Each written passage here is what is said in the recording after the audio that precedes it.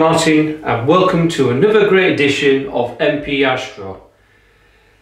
Now, this is one of my main goals I've always wanted to do, and I've always been asking myself through many years, and now it's finally happened. I'm in the process of building something which is an observatory. Now, an observatory is one of my dream goals that I've always wanted to do, was to build my own shed, convert it into an observatory and use it for astrophotography. Over the years I've been doing a lot of moving around from place to place in different countries, and it was at a point it was just impossible to have anything like that, to build my own observatory that I could use. And now I'm moving to my new house. I'm finally settled. I've now got to a point where I can actually do this. I can actually build something that I'm going to use, and it's going to make it easier for me to set up. None of this lugging around heavy mounts and telescopes. And the whole idea of this observatory shed is I'm going to have it all set up, laid out for me, and I can just use the observatory when it's a nice clear sky. Everything's all set up, and I do not need to worry about the setting up, leveling the tripod, the mount and everything else. You could just get everything all set up and off you go. You're imaging. And particularly where I live, I do get good skies, and dark skies as well, but the problem is though, I don't have very much of, because the ever-changing weather up in Scotland is unpredictable. So I've got to make use of all the valuable time I can muster to capture as much light frames as possible. So having this observatory shed is one of my ultimate dreams, goals that I've always wanted to do, and finally I've got to that point now where I can actually build one. So here in this video, if you follow me through this process of me building this shed, now just bear in mind that this is just a rough guideline, right? There's no set in stone on how to build this project, but the whole idea of this video is to give you an idea of this design that I've gone for. I know people, or some of the viewers, might criticize my video or might criticize my project, that saying, well, you could have done it this way, you could have done it that way. But personally, to me, observatories are a personal thing. It's up to you how you want to build this observatory. Who cares what people might say about, well, you should have improved on that. But the purpose of this video is to give you a general idea and some ideas as I'm going along through this building the shed, so you can have a try out yourself. I'm not going to provide exact sizes and measurements and all that. It just depends on the shed you have or you own. Alright, it really depends on what you want to do. But this video is just going to show, I've done a lot of working out. I'm hoping my budget is going to be around about £200 to rebuild this old shed. And believe me, it is a crusty old shed. But I want to bring some more life to it and actually renovate it in a way that it can actually be used. And don't forget, garden sheds are very expensive, alright, and they can mount into hundreds of pounds to even thousands of pounds. Bear in mind, there's very good people out there who actually build these projects, and sometimes it's always good to ask for some advice, because a lot of these astronomers that build these for a living will probably give you hints and tips as well. So feel free to take some constructive criticism, but again, the biggest factor when you're building anything like this is budget.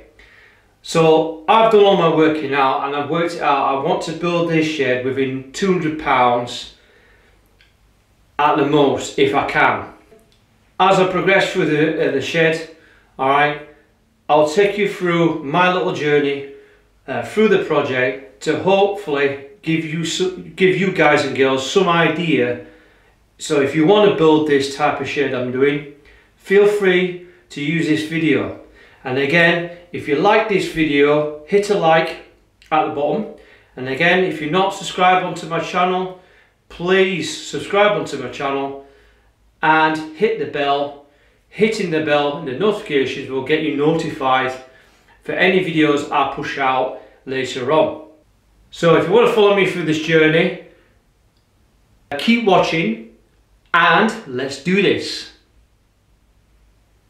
So this is my shed, and as you can see, it's a bit worse for wear. Now since I moved into my house, this shed is, I don't know how long it's been, but I felt a bit sorry for it. And to be honest with you, sheds are expensive as it is. And the thing is with this shed, it's actually quite a decent sized shed. Now I've already made a lot of progress. I've ripped out the old roof because the roof wasn't even assembled correctly. And it's quite a lightweight shed. It's just a utility shed, enough to put a few bikes in there. But there's plenty of space. Now the shed is around about 4.5 foot width-wise and then 5 foot length-wise. It's quite high up as well. It's probably around about 6 foot, just over 6 foot shed. It's not bad condition despite its age, and there are some wooden panels that are rotted through, which I will treat and replace a few panels. But it's not a bad shed for its age. You know, I think this shed's probably about 7, maybe 8 years old. Now I've already started making some progress, and I've marked up the area of the square section. Now this is the square section where this telescope's going to be. As you can see there, I've cut across, all the way across here, alright, from here to the bottom. And the actual square is measured at 80 centimeters and 90 centimeters square. So it's not quite a perfect square, but I cut it in a way so it matches along the support beams. Okay. Now, as you see here, I've used treated 2x2s that I've cut down into size. Right, these are roughly like 2 meters, and I've just cut off the top. All right, I'm not going too much detail on the wooden beams. Now the original wooden beams were absolutely rotten, right, so I just had to rip them out and replace them with some wood treated 2x2s. okay, and I've put some 2x2s here as well, situated there, so it all looks good. It's all just nailed in, few screws and a bit of glue. Okay, it's a messy job, but at least this ain't gonna come off. Okay, I want this support to be quite strong. Now the shed weighs probably just about over 100 kilograms, which I can bench lift this anyway. But if you are doing this yourself, then I suggest get someone to give you a hand. Now I can lift this shed up by myself, alright, not a problem. However, when I put the wooden beams and all that, when I slide it back down, I will have to use some form of using the paving slabs or something like that, runners, so I can smoothly move this sled back to the hard standing of the patio slabs there. Now the reason why I cut this out is that to allow me, as you can see at the back there, you see the paving slabs. Now those paving slabs are laid in very nice, they're nice and steady, they're not moving about, they actually are cemented down as well, so those paving slabs are not going to move. Now the reasons why I've done this is that this square is that I can mount my tripod and telescope in there. The main problem with this observatory is that I have here a sewer line that runs across all the way across along here. I would like to have made a pier where I could dig out a metre depth hole and I just fill it with concrete, mount a metal pier, bolted down, and that'll be a permanent fixture. Unfortunately, in my location, I've looked at the council location plans, alright, on the site, and as you can see, I can't really do anything about it. I can't dig no holes or nothing like that. Alright, and it's always, when you're doing a project like this, always consult the council or the property owner on all that to find out if you've got the permission to do such tasks as that. Unfortunately, I can't have permission to dig a hole. Okay, I understand why the council's rejected it, is that with that sewer line being that travels across, I understand very well if there was something wrong with that sewer line, or if I put tons of concrete on top of that, that's going to stress out the actual drain itself, and I don't want to break the drain, and then I'm just going to get loads of flooded wastewater and crap everywhere in my back garden. So plan B was to make this design. So but the thing is, this is why I've got this cut out and a bit of a harsh standing. So when the shed is upright, I can place the mount on in between this square, and that tripod legs are going to be touching the hard surface. Now, the reasons why you need a hard surface is very important, particularly if you're polar alignment and you are astro imaging. You do not want to have it on a wooden base, because the wooden base or decking flexes, and what that does is, as you're walking along the wooden beams and all that, you're moving the telescope mount and tripod, and all that's going to do, it's going to fiddle around with your polar alignment, and it's going to affect the tracking of your stars or anything you're trying to image. So you need a fixed hard surface, which is really, really important. Okay, so that's the idea of my project, and we treated it with some wood stain. Okay, 10-year wood stain. And what we're going to do, the next step we're going to do is, as you can see here, I've marked out the height of how high my telescope mount is. Alright, using the biggest telescope I have available, and I'm going to cut this across. Now, you're probably wondering, why should you do that? Well, there's several reasons. One is that the shed is a bit too high.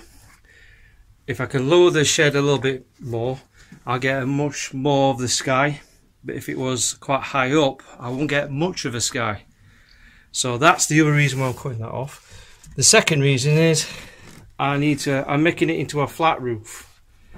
You know, it's going to be a cheaper option to do a flat roof. As long as I do some felting on the shed, it should be fine. And also the third reason is, at the bottom, some of the panels are broken, right, and rotted away. So I'm going to use the top ones, because they're in good condition, to replace the bottom ones on there. So far, still a lot of work to do, and let's grab the saw and start cutting all the way around the shed. So, after a lot of careful cutting using the power saw, okay, you need a good saw for this. You have to cut all the way around, and I'm just taking off the entire roof. Now, there's a lot of birds in there, so I recommend that to sand it down so you can get a dead straight edge all the way across. So a lot of sanding. You need to get this nice and straight, and then it's looking good already. But there are a few alterations I'm going to need at the bottom as well, so I'm going to strengthen the bottom with some brackets and stuff, keep that nice and sturdy. So, making some good progress, and what I've done is put some 2x2s timber, which is treated wood, all the way around to reinforce the top of the shed. Now I've only just positioned it. I'm going to nail it down and then use brackets, L brackets and all that to bolt it straight into there as well to reinforce it. We've patched a few holes. We've strengthened the top. Don't worry about the gaps because I'll sort them out. But we've had to strengthen with some L brackets to keep it down. I've had to put loads of screws at the bottom to secure the base because it came off. I need to put some more L brackets to secure it, and I've just put some more screws into place. Obviously nails just don't cut it on sheds, so I've screwed in as best as I can.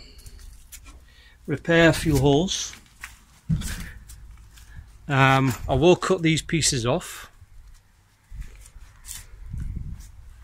but at the moment I've replaced the two bottom panels which are totally rotten, so now I'm going to rub them down and give it some wood stain, but it's looking good already.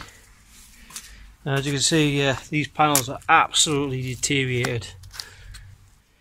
I've used a primer, and I put 2 coats of decent primer onto the shed main body, and it looks really good. Okay, very crucial that you use a primer because you're going to get a decent surface. Alright, the shed's looking still a bit messy, but the paint, you know, you can do it. Yeah, you can paint it yourself straight away, or you can just finish off the whole thing and then paint it after. So, making some good progress here. I've painted the observatory green, as you can see there, and I'm just sorting out the subframe. As we go at the top, what I've done here to get the exact same roof, I've laid 4 times 2x2. There's 4 pieces, and these are literally 2 meters each. And the reason why I haven't cut those ones at the end is that I can line this up exactly on the observatory. These are just screwed in, so they're cut down, and I'm using this shed as a template. So as you can see here, I've got one of the beams and I've just rested it on there. It's oversized, so I need to cut it down. Now ideally use a right angle, right, and try and get that beam as square as you can, okay, on both sides. Once you've got the desired level, you can then mark out the area you want to cut the ends, and then this should fit flush to the roof frame. So now I've marked the markings for both sides, as you can see here. Okay, I'm going to cut them either side, and then this support beam should mate along the roof frame. So now we've got one support beams sanded down, cut down to size, just enough to vaguely fit. Okay, and I'm using my right angle, okay, and making sure that these beams are nice and straight. Okay, and as you can see there, nice and straight, and that's what you want. So I'm going to screw in the screws here, alright, and that'll be the first support in place. So we're going to lay the OSB board, which is just a wood chip board. This is 9mm thick. This is 2,440 millimeters by 1,220 in width. Now, as you can see, I'm going to have it overlapping with a 75mm clearance. So I'm going to have 75mm here, using the right angle, measure it up, and I've been going all the way around, ensuring that I have a 75mm space all the way across, okay? So that all the rainwater and the felt, once the felt's on there, it's going to give me some felt to wrap round, but also it's going to keep off a lot of the rainwater. So 3" or 75mm clearance all the way around. So it does take a bit of time, but as you can see, I have to make up one board and then use up another piece of board to cut a small section there. Ideally, if I could find some of this chipboard or plywood, if I could get them in bigger sizes, but unfortunately this is the biggest size I can find. I would like to have had the whole new piece in place. So I'm going to have a bit of a gap here, but don't worry about that. Once the felting is over the top of that, that should be fine. I'll also be using some waterproof sealant in between there to fix against this as well. So at the moment it's looking good. Just carefully going to cut this down using the jigsaw, okay, or saw. Ideally use a jigsaw for this one because it's going to make it a little bit easier. So when you cut the board, alright, you have a nice straight edge like that. As you can see, we've now cut that section. I've used the securing pins just to hold it in place while I cut it, so vibrations ain't going to move the whole board. And I've cut the piece, leaving a 3" clearance or 75mm clearance all the way across. We've cut the roof and we've put the boards in place, and already it's starting to look really professional. Alright, I'm not an expert, D.I.Y. expert or construction expert when it comes to this. Alright, I think I've done a really good job. I know I've made a few mistakes, but we're going to rectify that. But it's not perfect yet, but we'll get it back and running. You know, I'm going to sort out those gaps. But at this moment in time, I've temporarily put a few screws along where the beams are. Okay, so where the top roof is here, alright, the screws here all the way around, screwing the two separate boards together. So at the moment this board can't go anywhere, so at the moment I've got to wait for some felting. So when the felting arrives, I'm going to temporarily just going to put a top over the top to protect this wood, alright, from damp. Okay, so if it rains, the top will cover that, and I'm just going to drape the top over, bungee cord it, so it protects the wood. So when the felt arrives, I can be able to begin the work for the felting. Okay, you've got a bit of a overlap here, a 60mm, and we just placed on one of the fire door hinges, a heavy duty hinge. Right, there's going to be 4 of those along this roof.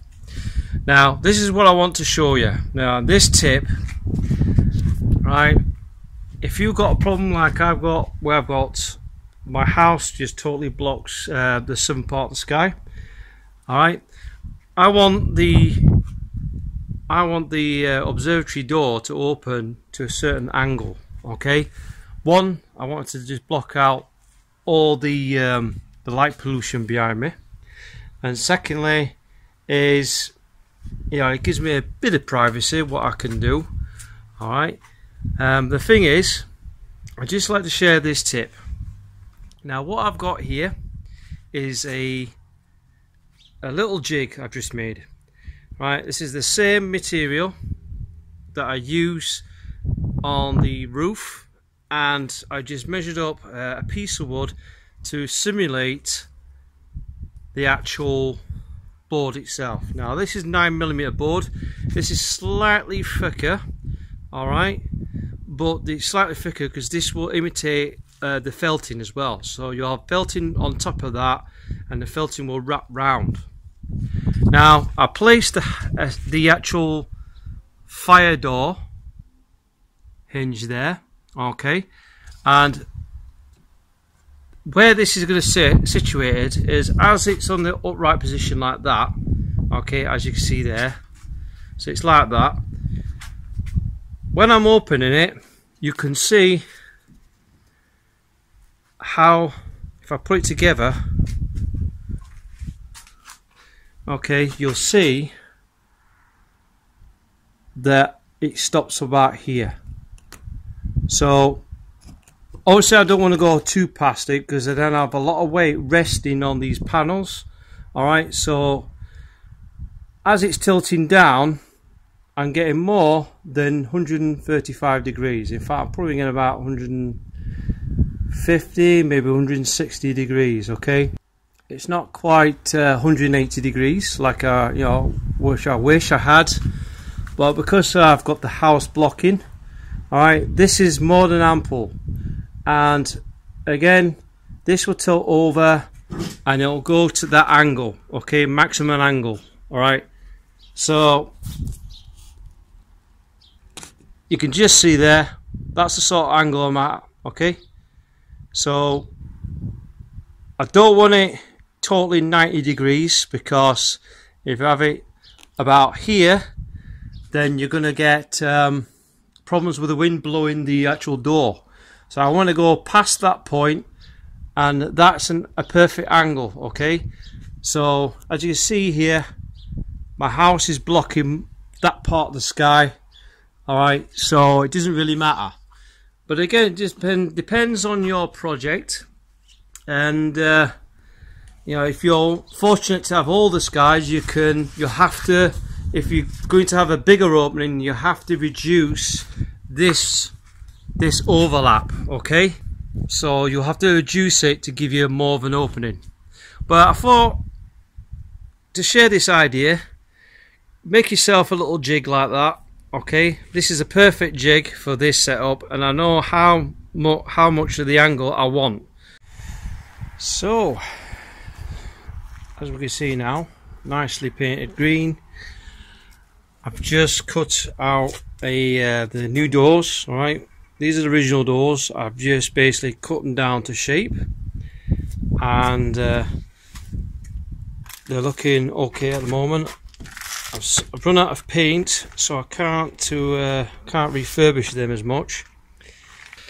Now, I ordered this from Amazon, and this is the it's basically like a raised platform. It's plastic. You get 12 of these, and it raises the shed just above ground, so the main wooden planks are not exposed to the elements. Now you get 12 of these for around about £39.99, and the reasons for this is because it rains quite heavily over here. I do not want the shed main runners to be exposed with the moisture and the rain, particularly under contact with the harsh standing with the concrete platform. And the reason for that is, for circa £40, all it's going to do is prolong the life of this shed dramatically. And I mean, you could probably get 20, maybe 30 years extra life obtained by just doing this simple modification. It's quite simple. It's like a jigsaw. You just add each component together to give you a square. Now, with this being a 5 foot by 7 foot shed, if you order the 12 pieces, you get around about 50 centimeters square each platform, and 12 is enough to rebuild the whole lot for a 5x7, and I mean it's only just on there. Okay, so a 5x7, 5 foot by 7 foot shed, 12 pieces is more than adequate. Now, as you can see in this part here, I'm not quite square, and to be honest with you, I made this little square just a tad bigger. Okay, so I've made this tad bigger, so it's not just, it's now around about 93 centimeters or 95 centimeters by 85 centimeters square. Again, you can make this bigger if you wish, but this is enough room to get my EQ6 mount in there quite comfortably, with a bit of space and a little bit of extension in there. Okay, and then as you can see there, this bit here, standing on, just check out my pink shoes, but here I've got a really good hard standing there, very good standing, no solid ground, and that's what you need. Okay, so we've got it on there after me getting massive, lifting this shed up. To make it easier, I just removed the doors and I removed the roof.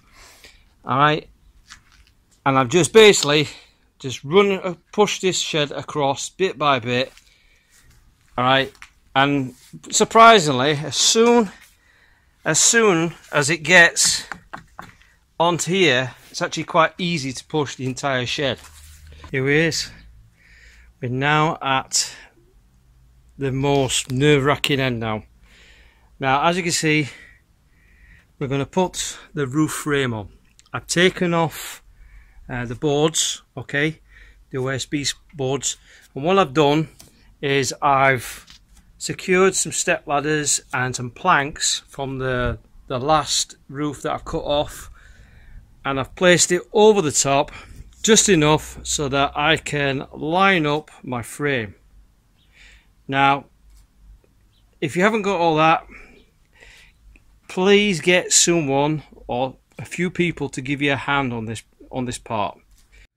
So, as you can see here, we've just pre-drilled some holes there on the first hinge. Okay, what I'm trying to do is align the end hinges each side. Okay, so I'm going to have one here first and then one here first. Okay, get both sides in there.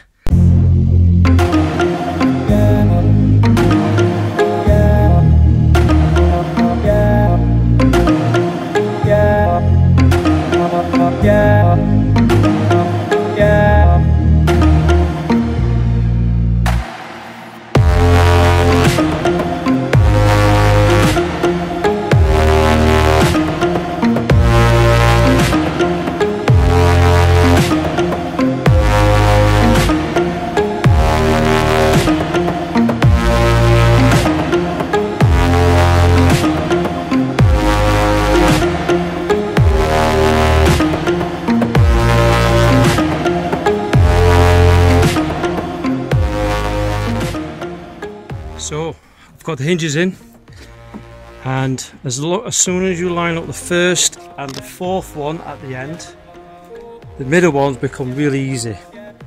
And as you can see there, all screwed in, nice and flush, because usually it will be going about 90 degrees and stop, but actually if you line them up like this way, where the frame is parallel to the other frame, then you can get the full 180 degrees movement. So as you can see, we've got it over nice and carefully, and we're straight here. Yeah, we're straight here and here. However, yeah, straight all the way around except for this bit. Bit disappointed at the moment, but I reckon it might straighten up once I've screwed on the planking. Right, once I screwed on the boards, okay, I think this will pull straight, because at the moment I'm slightly off. So I think once I put the boards in, maybe it'll straighten it up. Okay, it's looking good, but a bit disappointed at the end here where it's not fitting flush, which sort of disappointed me a bit there. But however, I've got the main hinges back in. They are nice and straight. Thank God they are nice and straight, and the whole thing pivots all by itself. So before I go on top of the roof and put the boards, first thing I'm going to do is place these securing brackets.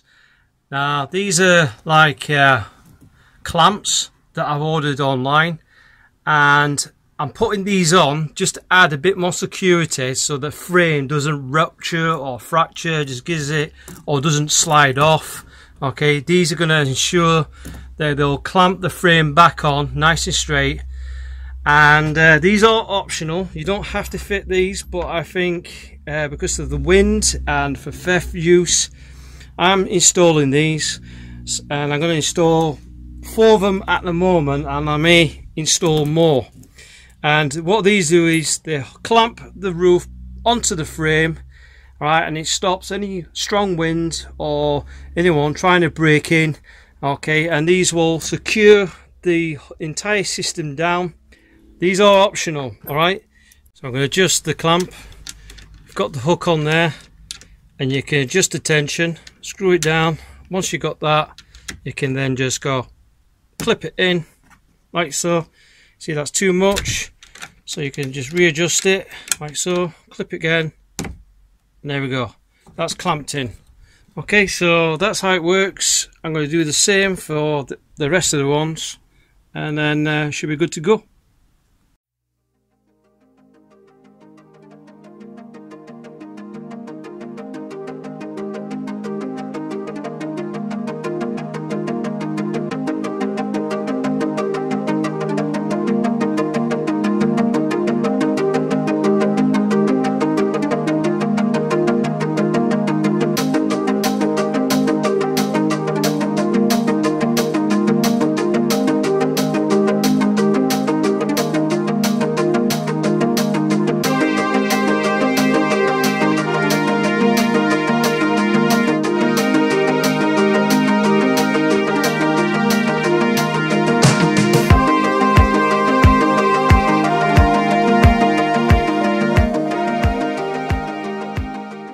So I've put the boards up, I've put a few screws on there, okay, and at the moment I'm just sealing this joint using some Weathermate, which is a gap filler and adhesive.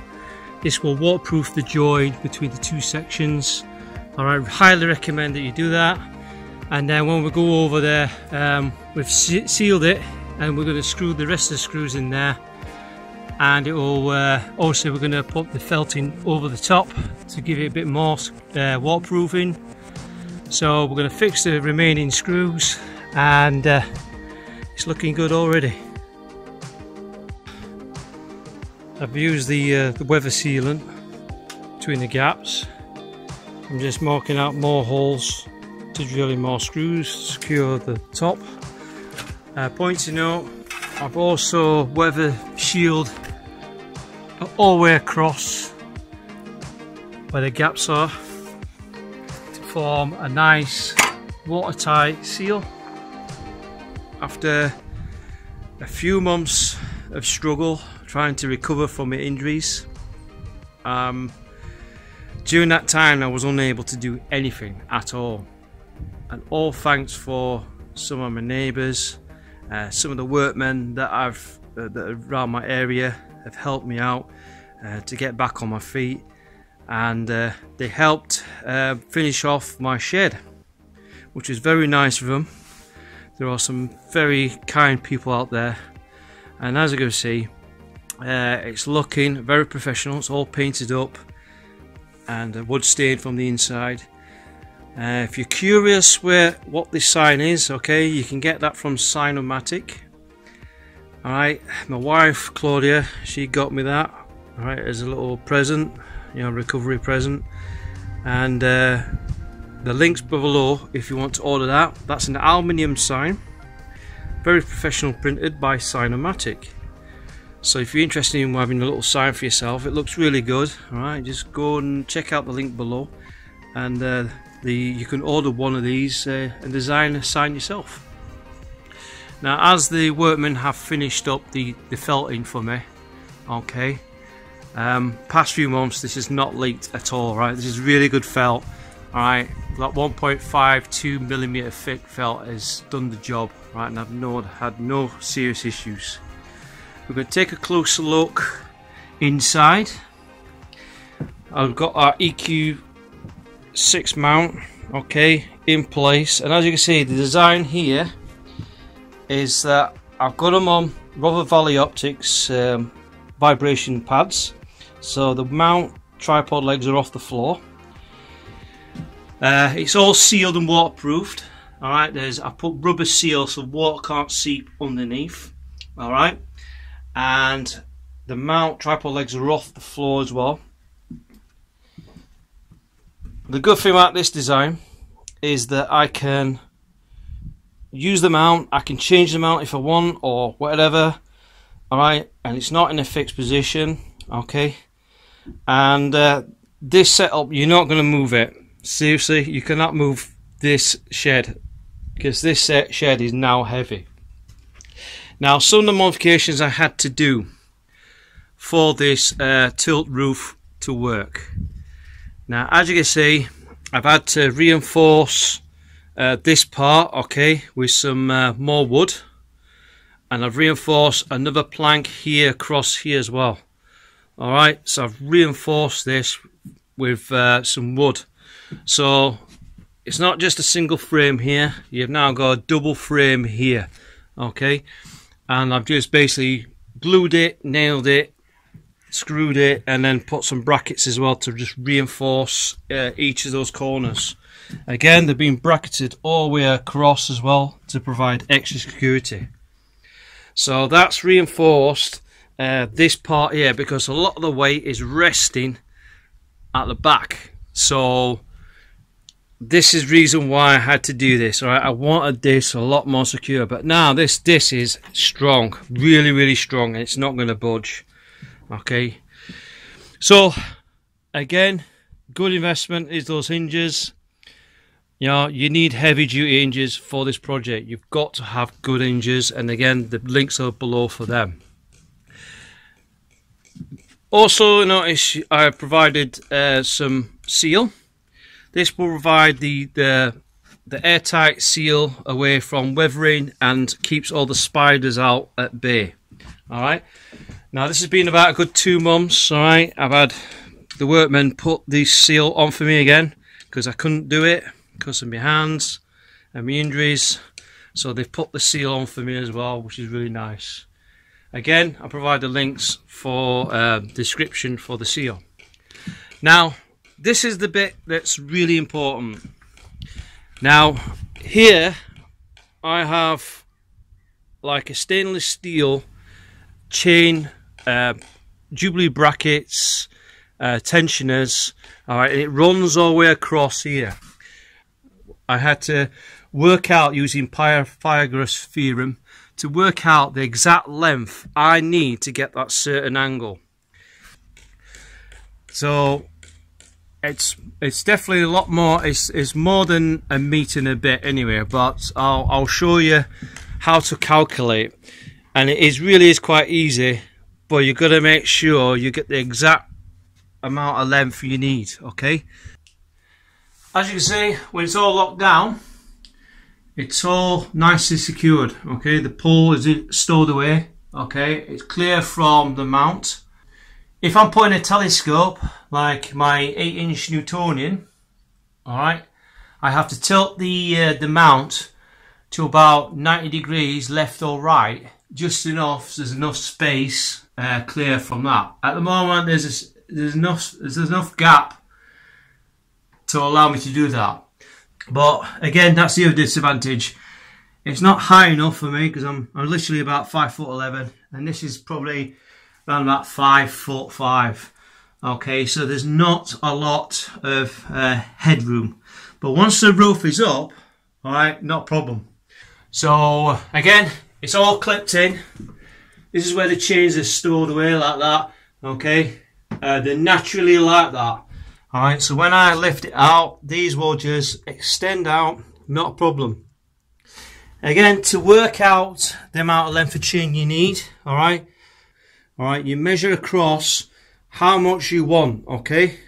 Alright, so I measured from that lower section here to that point there, and then the top half section to that point there, okay? That's around about 70 centimetres all the way across to the very end, and this is around about 40 centimetres.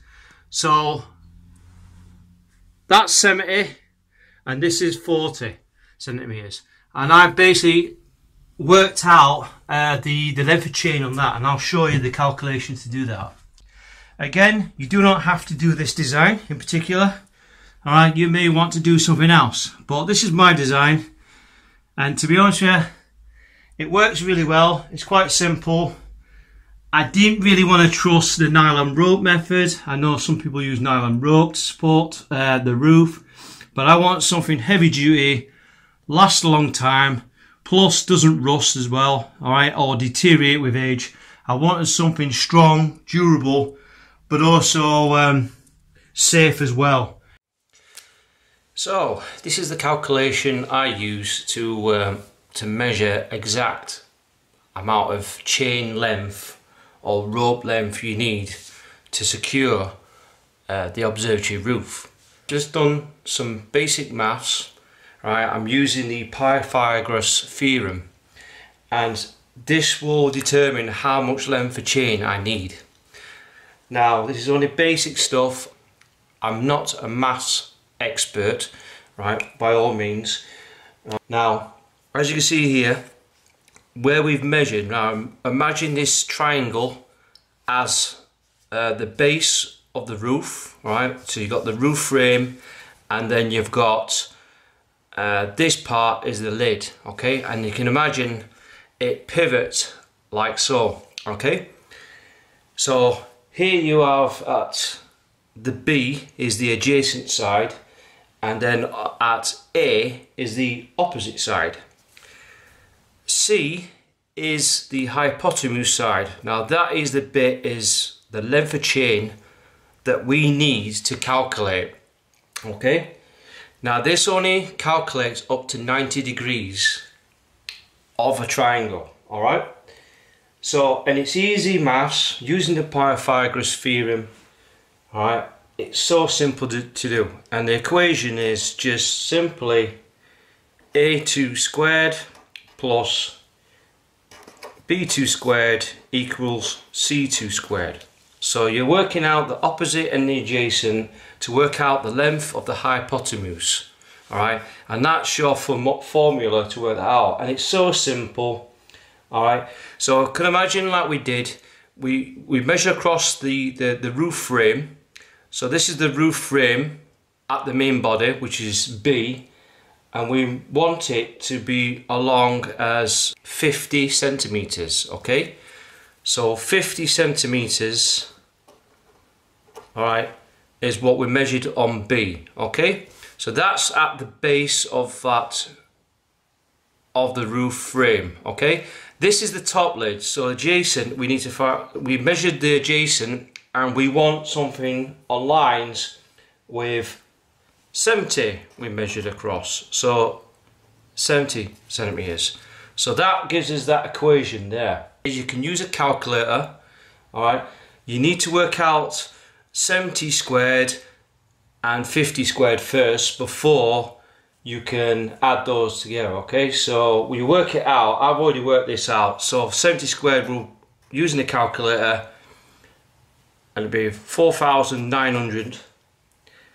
And then 50 will be 25, yeah, which is 2,500, okay? Then you add those together and it will give you 7,400, okay? And then you square that out. Once you square that out, it works out the exact length of chain, which I worked out around about 86 centimeters. Okay, so 86 centimeters is the exact length I need to have the lid just to open up to 90 degrees. I don't know, you guys and girls, I don't know what the equation to work out the angle at which exceeds the 90 degrees, alright, but I'm not an expert, alright. I have tried my best to work it out as best I can. But there's one thing I have noticed is I know the exact length I need to 90 degrees. So all I did was then add around about 8 centimeters or 10 centimeters on that value to then give me an increased extension to go past the 90 degree mark. Okay, so if I'm at 110, 120, okay, this sort of helped me massively. Okay, so I've worked it out what sort of length of chain I needed. All right, and all I did was just add 8 centimeters or 10 centimeters on that value to give me a rough guesstimate. This is only a basic calculation. You guys and girls might find a better solution than what I have, but to be honest with you, this has worked out better for me. I know exactly what length of chain just to open 90 degrees. The tensioners are there to help readjust the tension on there. Now these chains are very heavy duty. They can withstand 300 kilograms on each chain setup. So this can take a considerable amount of weight, which is a bit overkill, but I'd rather have secured chains than because this whole roof is around about 40 to about 50 kilograms. All right, it's quite heavy, but it is manageable and you can lift it out all the way out, so it will withstand that weight easily. All right, and I've not had any dramas. And again, when I'm adjusting the chain, I have to adjust the tensioners bit by bit, okay, bit by bit, to get the exact degrees of opening I need. Now, also, you'll notice there is a stainless steel bar. Now, this is about 1 meter long. This is 200 millimeter in width, and it's 6 mil thick. All right, it's very heavy duty stainless steel bar. And again, I fixed it along these anchor points, and there's a separate anchor point there as well. Okay, the reasons why I fitted 2 of these on each side is to provide extra security, just in case if the wind blows the roof back. Okay, this will prevent the roof from collapsing, crashing down onto above my telescope, and worst of all, my head. Okay, I do not want to be in the vicinity. If a strong wind grabs that roof and it pushes that roof back, okay, that's going to go crashing down and cause severe damage to the telescope setup and also injury to yourself.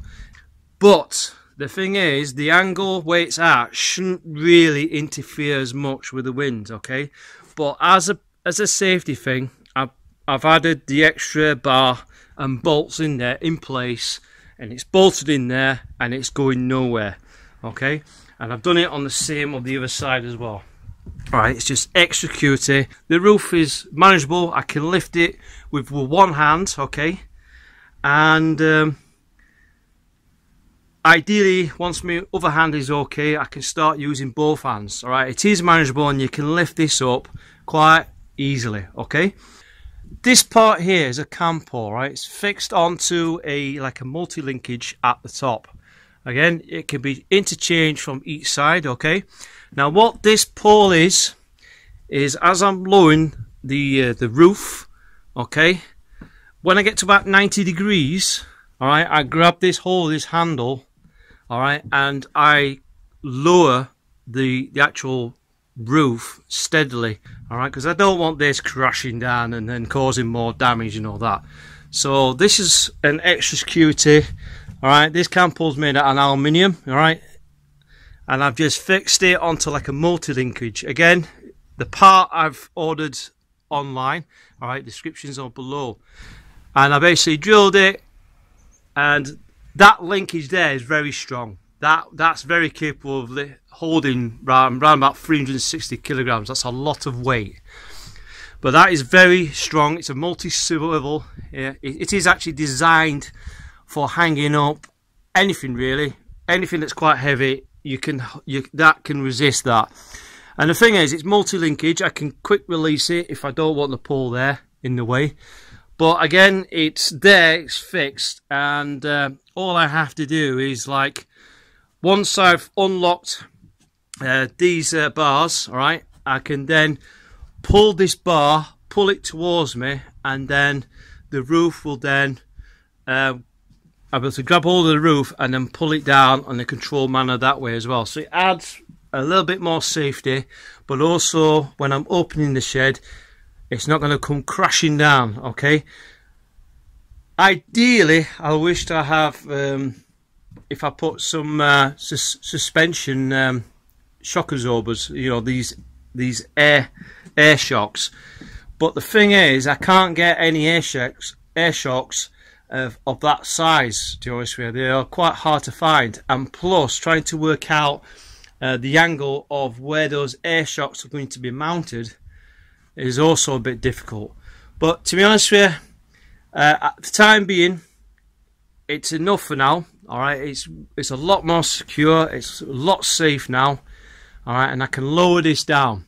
I've got a little table, again, the link's below for that. It fits nice and perfectly. I mean, it's only a 60cm table, but look at the room. I can basically, I can have enough room to put my chair in there, so I can sit in there with my laptop. I can have all the power running underneath here with loads of batteries, or I can have external batteries running into there.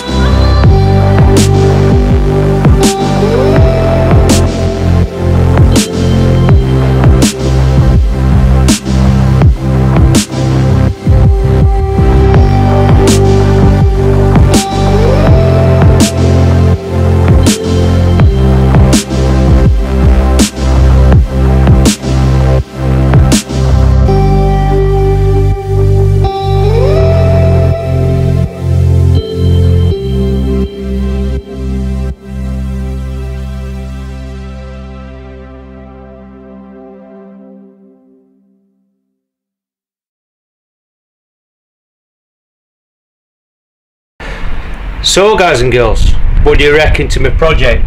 As you can see, my MP ASTRO Observatory shed is looking very professional, very simple to make, and yeah, I've gone through a lot of trouble building this project and it wasn't easy, and the injury didn't help that much as well, so I'm getting rehab at the moment to sort out my my health, okay, but it doesn't stop there. Alright, I'm getting someone to give me a hand to set up the telescope and the observatory and lift up the roof for me. Okay, I can do it by myself, but I am struggling myself. Once I get both my hands better, I should be okay to operate the roof quite nicely. But as you can see, I spent a lot of time getting this shed together. Alright, there are a few things I need to sort out, but as you can see, it looks fantastic. Alright, simple to make, it's a simple design. Alright, I did go over the budget. Alright, I'm not going to hide it. I did spend around about £400 overall to try and get this shed to a reasonable standard. Apart from everything else, like the materials, like the metal chains, the wood, the structure, all the nuts and bolts that I needed to do, okay, I had to do a lot of work to get this sorted out. Alright, and that was only around about £200 just to get the roof sort of assembled. That's including the felting, and again, I've used high quality felting. I've also used the securing bolts, the straps down, so I'm not relying on the chain. This is now secure, okay, this is not going to topple over and going crashing down onto my setup. As you can see here, we've got the fantastic River Valley Optics telescope in there and my NEQ6, plus crashing down my head. We don't want that either. So as you can see, very safe, very secure now.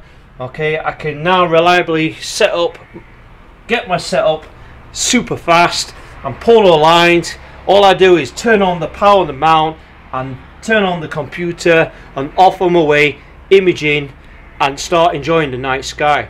And again, I highly recommend you guys and girls just build this telescope observatory shed. Alright, if you've got an old shed, alright, you want to save, alright, why not utilize that shed, rebuild it, recondition it, alright, and within a budget as well. Alright, observatory sheds cost a lot of money. We're talking thousands of pounds. Alright, and this is just a budget shed, fit for purpose. I've even installed the LED red lights, okay, and again, if you're interested in those lights, alright, the moon, I've got a moon one, I've got a Saturn one. They provide some background red light, one to conserve me night vision, but also I can see what I'm doing in there as well. Alright, again, I'll provide the link below for those lights. So I've got lighting in there. Don't worry about the power. Luckily, I've got the power from my studio that I can run an extension cable across into my observatory, and I can power my computer, my laptop, my mount, and all the cameras as well. So I've got no dramas with that. I might look into the off-grid bit, so I can install some solar panels to charge up the leisure batteries as well. But it's still early days, and again, with this project, there's always something I need to do, alright, to try and keep my observatory running 100%, alright. There's always something I need to improve on. But apart from that, I've done a really good job. There are a few glitches on the design, okay. I highly recommend that you put the straps on there, alright. That's my design, okay. You may want to put some shock absorbers like rams, alright, to have them hydraulically or pneumatically lift the roof, because this roof can get heavy, and again, if you can't lift 50 kilograms or 60 kilograms above you, then you might adopt a different design. However, I still got the 130 degrees angle, okay. That's the other drama with this design. You can only go to a certain amount of angle, alright, and if you have it almost like vertical, then you've got the other problem trying to get it back up, okay, and the chains don't really give you enough lengthwise to extend that far. And again, use high quality, high tension, high strength grade chains, you know, right, steel chains. I wouldn't rely on the nylon rope as such, because they do stretch, and during time to time when they age they may lose their strength, especially if water gets in there, it starts rotting the ropes and all that. Use high quality stainless steel chains that are guaranteed very strong. Alright, there are limitations with the angle of that roof, right, but apart from that, everything else, I've got a huge shed for its size. Alright, it's a fantastic size. Alright, I've got enough room for me to sit in there with my laptop, and maybe I've got a few bits of space to put my accessories. I have gone over budget, believe it or not. You won't believe it, that the paint, the wood stain, and all the sealant as well, okay, that I used to waterproof the shed, that was actually the most expensive part building this shed. I actually spent quite a bit on the paint and the wood stain, right, and that's why the 200 quid literally add on top, right. But apart from that, I would say if you were going to treat or paint it, then you would spend probably 200 to 250 pounds quite easily. But again, there's nothing wrong with looking for scrap wood. Alright, there's always good scrap wood, pallet wood out there and stuff like that you could use to make cheap, to lower the cost down on your observatory shed. Again, would I recommend it? Yes, I would. Alright, if you've never built a project like this, and again, it's one of my ultimate goals to build my dream observatory shed. It doesn't matter, you know, how simple it is, it's still pretty easy. Alright, that now I can just quickly set up an astro image straight away, and I highly recommend anyone, if you've got the space, the garden space to use it or what matter, please feel free, do this project, because believe me, you'll save yourself a lot of time, a lot of hassle, and it makes astro imaging or observing much more fun. So if you like the video, please hit the like button, and again, if you've not seen my channel, please subscribe onto my channel, and again, subscribe onto my channel, please share this video out. Again, utilize this video to give you the best possible advice. Alright, this is only a guideline, alright, but please take your time, alright, and please work safely when you're doing your project. Don't do what I just did, you know, rush into the project and then had a nasty fall, and then next minute I'm literally, you know, I'm hospitalized. Alright, so I highly recommend that if you guys and girls are taking this project, take your time. Alright, it can be dangerous, and believe me, it's so easy to make a mistake when you're rushing in, because believe it or not, you get the bug, you get the excitement, and next minute you want to try and finish off the project as quickly as you can.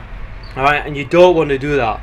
So please, if you do this project, take your time. Right, strong advice there. So again, hitting the bell, keep you notified for new videos coming out soon, and again, there will be many more videos coming out soon. Once I'm getting better on my rehab, believe me, I've got tons of stuff waiting for you guys and girls. So again, thanks for watching, stay safe, and above all, I wish you all clear skies.